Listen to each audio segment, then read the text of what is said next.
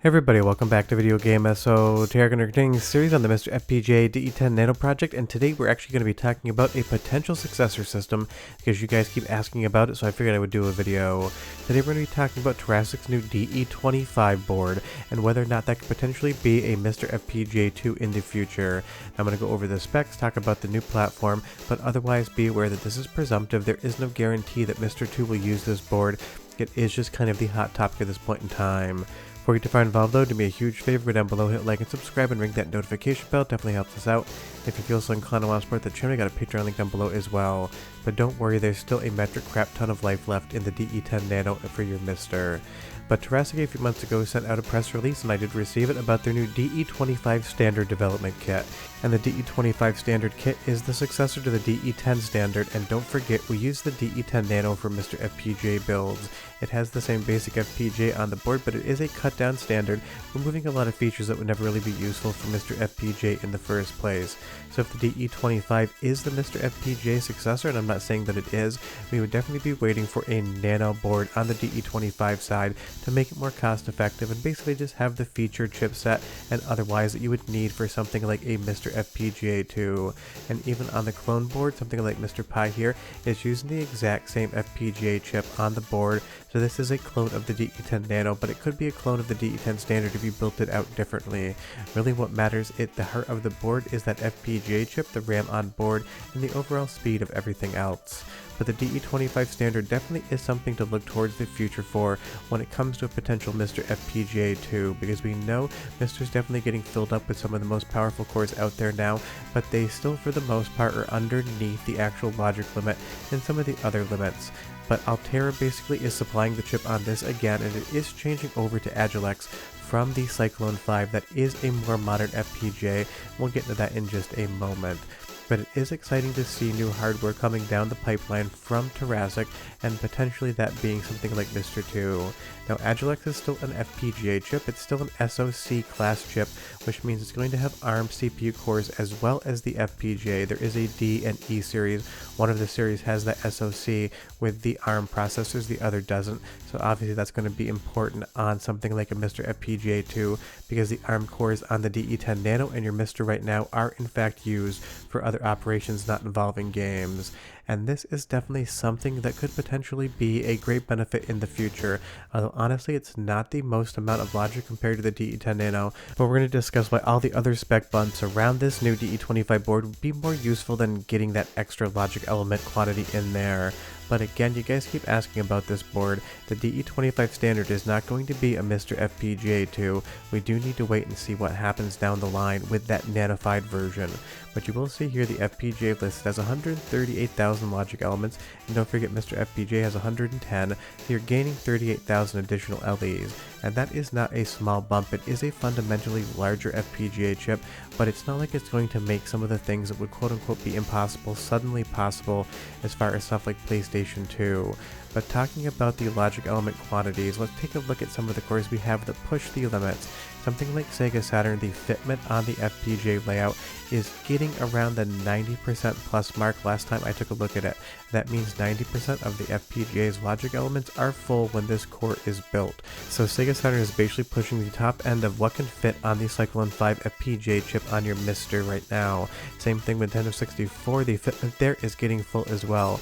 But if we had another 38,000 logic elements, other features, if the developers wanted to, could be added to these cores, different improvements that could fit in logic at 138,000 logic elements that just don't have the capacity at 110. That's not to say that developers will do that whatsoever, it is just an option. If we take a look at the specs of the DE10 Nano powering your MiSTer FPGA right now, you're going to see that Cyclone 5 at 110,000 logic elements. But a logic element count isn't the only story, because Agilex is a more modern platform when it comes to Intel and their FPGA chipset offerings. You're going to get different speed bumps, more improvements around that chip, including a a nicer, faster ARM SoC compared to the Cyclone 5, because the Cyclone 5 definitely is getting long in the tooth as of the recording of this video and wasn't really new when MiSTer FPGA got started. And I love that Intel gives so many different use cases and applications for their FPGA chips, and trust me, not a single one of them is designed around playing retro video games in your living room. But the great thing about FPGA chips is you can program it to be anything you want. Sure, they're talking about AI here, but of course we can also play some Ninja Baseball Batman on the current MiSTer FPGA DE10 Nano, and it's always fun to think what the developers of this silicon were thinking it was going to be used for versus what it really is used for, because Intel says this chip is great for defense applications, and the only defense you're going to be doing on something like MiSTer is defending the universe in a cave bullet hell shmup. Just kind of making some jokes here, had to have a little fun in the video because it is on concrete technical details, but I just do love how they don't really ever realize, or maybe they do and just don't care, what these chips are going to end up being used for on the MiSTer side of things, because we get so much fun stuff. Now on the memory side of things, you're getting an upgrade to DDR4 versus DDR3, and the SD RAM is also going to be an improvement. And these are definitely much more fundamental improvements than just 38,000 more logic elements.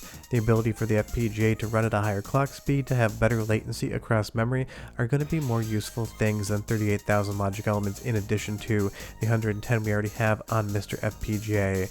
And the reality is, even if I show you a side-by-side comparison on the specs, you need core developers to actually utilize these things.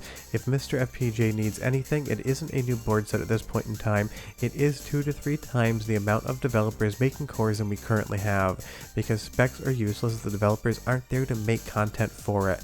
And that kind of is what I'd love to see moving forward into 2025, less reliance on wondering whether or not we're going to get a new MiSTer FPGA board, and more trying to get more developers into the space, supporting them on Patreon, propping them up, giving them credit when it's due, and getting them excited about actually making cores.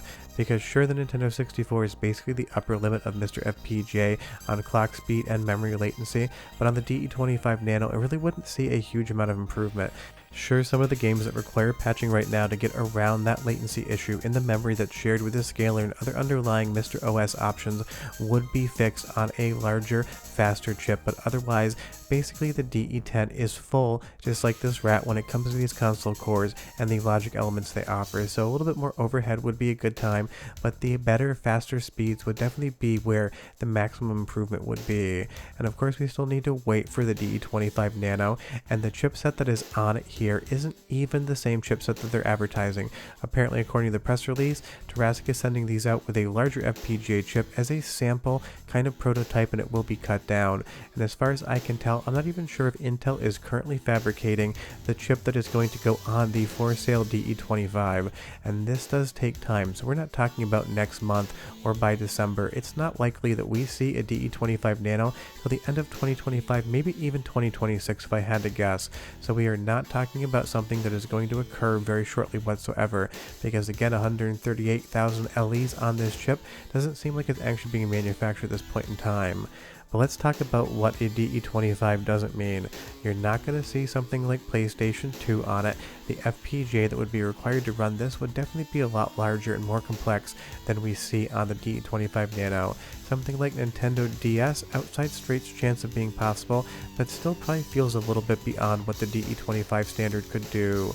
Something like Dreamcast definitely feels like it could be in the realm of achievable because of the higher clock speeds, the better memory access timings, things such as that. But again, you still need somebody to actually make this core.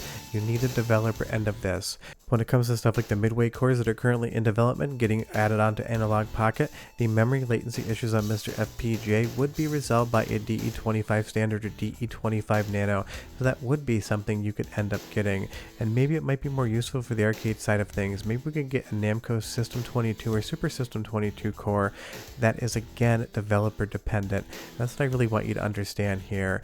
Maybe we'd even get a Hyper Neo Geo 64 core one day. I can only hope and dream, because you know I love the hardware. But the real reality is, hardware is only one component of MiSTer FPGA.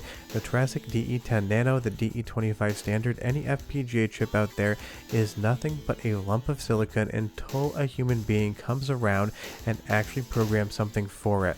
So do we need a MiSTer 2? Of course, in the future it would be great. But again, it isn't there yet. DE25 is not guaranteed to be MiSTer 2, and even if a MiSTer 2 comes down the line in the next 18 to 24 months, comments. What the FPGA gaming community needs right now are more developers making more cores, doing more work.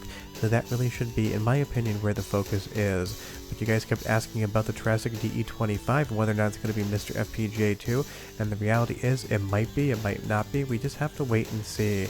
Sure that if you have any questions or comments, leave them down below, but we're done and I'll see you next time. Bye bye.